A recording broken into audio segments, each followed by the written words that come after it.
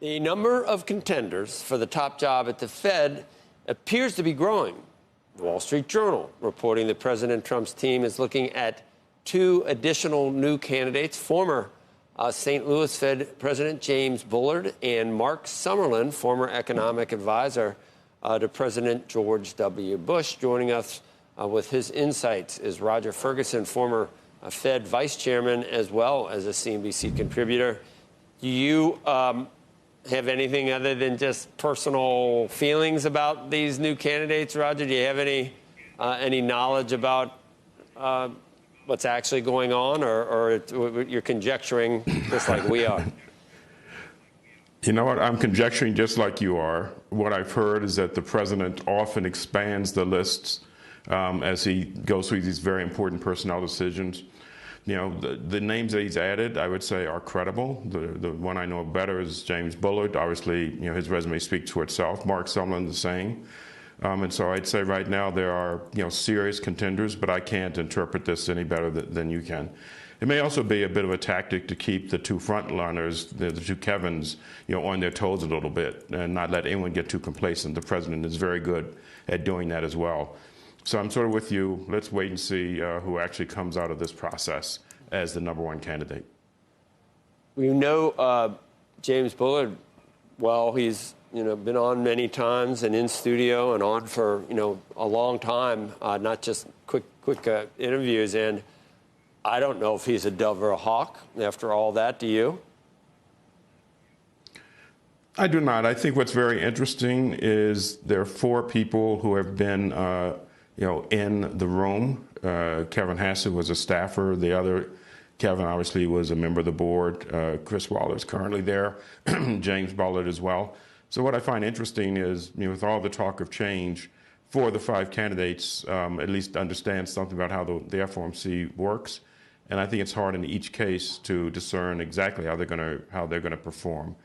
The other thing to recognize is, based on some interpretations from the Supreme Court recently, the president's ability to fire any member of the board is limited. There has to be cause, a little different from people who are actually part of the executive branch.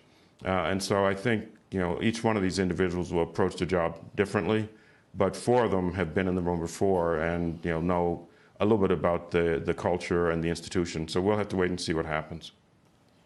Michelle, Bowman today, Roger, said that given the recent weakness in the labor market, or what looks like weakness, along with her notion that maybe that's not a persistent inflation that we get from the tariffs, has her thinking there should be 3 rate cuts before the end of this year.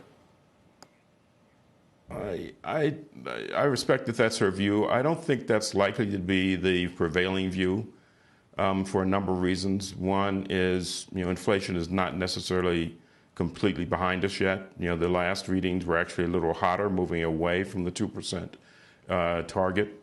Many people think that there's some inflation, maybe quite a bit, left in the pipeline.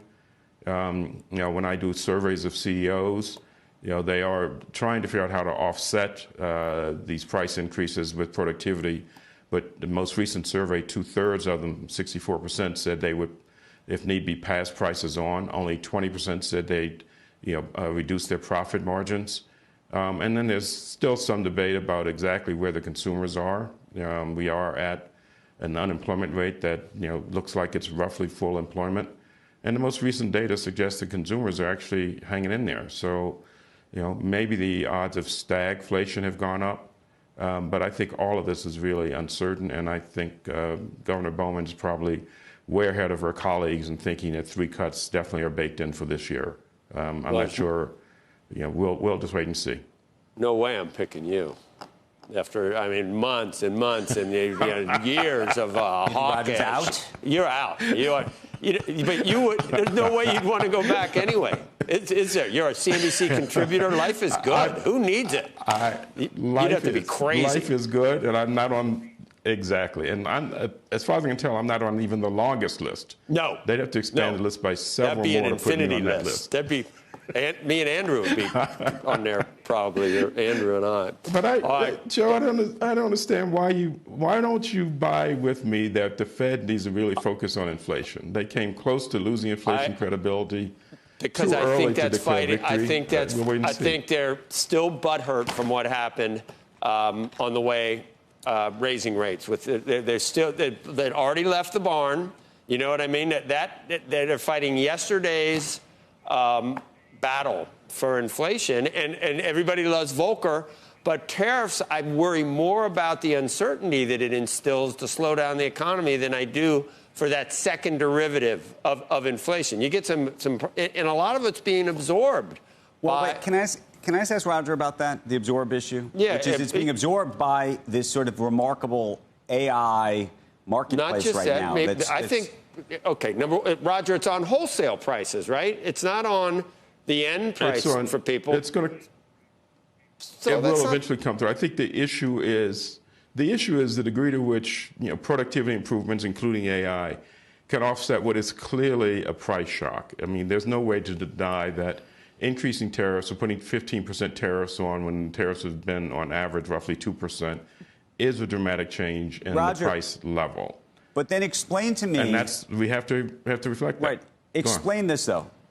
We talk to CEOs every day on this broadcast, and we talk to investors, and for whatever reason, they are more sanguine about the tariffs now that they're on as of just last week, the 7th, than they were before that. Why is that? Well, look, I think before that there was massive uncertainty. There are numbers being thrown around, and certainly anyone who's making business decisions likes certainty. You may not like the exact number, but at least this is now the permanence. We're into a new permanent state, is what you're saying. We're into a new permanent state. So now we're moving to the second question, which is, what do I do with this? My observation with the CEOs I talk to and survey is they're really working hard to figure out, how can they offset this with productivity improvements, stronger teams, a variety of approaches. Having said that, at the end of the day, 2/3 of them say we're going to pass this on to consumers if we can't do anything else. And I think that question mark is still very much there. Therefore, I think it's too early to have a strong point of view because everyone I'm talking to is still trying to figure it out. They just got the number last week. The other thing that's really important is the market, I think, will punish companies for reduced profit margins from these price increases.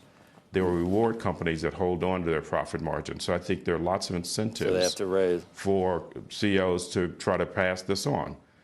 Final point, that Joe made, which is we're just coming through a period where inflation scare is there. People are really worried about inflation. Right. So I'm not at all complacent yet, even though there's still uncertainty to come. Do you think eventually that the president picks someone that he thinks is likely to be predisposed to lowering rates all the time, or do you think he picks the person that's the best at trying to satisfy both mandates? That's a concern, I think. I think that is a concern. Now the flip side of this is once you're in the office, the law takes over. There is a dual mandate. People will be held accountable for how well they do, not just by the president, who's only in office for another 2.5 years, but society and history. And I think what we're going to find, I hope what we'll find, is whoever comes in respects the dual mandate and looks closely at the data to manage both sides of that story, because that's what the public expects, and that's what has made the U.S. great and strong.